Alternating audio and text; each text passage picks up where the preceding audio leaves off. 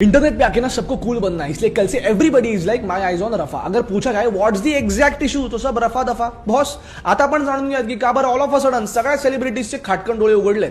Boss Israel and Palestine it's ongoing religious conflict जी 19th century पासून वाढायला लागली. And because it's a religious conflict both of them Muslims and Jews have got their global religious support and there is nothing to hide about it. पण recently काय घडलं, Hamas is a political faction ज्यांचा एक military group सुद्धा आहे जे पॅलेस्टाईनमध्ये काम करतात. त्यांचं असं म्हणणं आहे की इस्रायल पॅलेस्टाईन कॉन्फ्लिक्ट जे आहे ही थ्रू व्हायलन्स एंड होऊ शकते and that's what they do. आता रिसेंटली काय घडलं, Israel did a air strike on Rafah. It's a city southern part of Gaza strip मध्ये. त्याचा उद्देश होता 2 हाय रँकिंग हमास आतंकवाद्यांना मारणं, यासिन आणि खलीद नागर. त्यांना मारून टाकण्यासाठी 17 किलोग्रामची मिसाईल जे आहे हिचा उपयोग केला गेला आणि ज्याचा प्रमाणच हे असतं की त्याचा मिनिमम डॅमेज जो आहे एक्झॅक्ट पिन पॉईंटला होतो आणि सिव्हिलियन्सला काही डॅमेज होऊ नये. या हमासच्या आतंकवाद्यांनी काय केलं, आपल्या आजूबाजूला बॉम्ब आणि अम्युनेशन जमा करून ठेवलं होतं आणि ज्यामुळे त्यांच्यावर जेव्हा बॉम्ब फुटला त्याचा जो ब्लास्ट आहे हा खूप मोठ्या प्रमाणामध्ये झाला आणि या ब्लास्टमध्ये निष्पाप 45 सिव्हिलियन्सला आपला प्राण जो आहे हा गमवावा लागला. याला पोर्ट्रे असं करण्यात आलं की Israel went and attack civilians. I will tell you what is attack on civilians.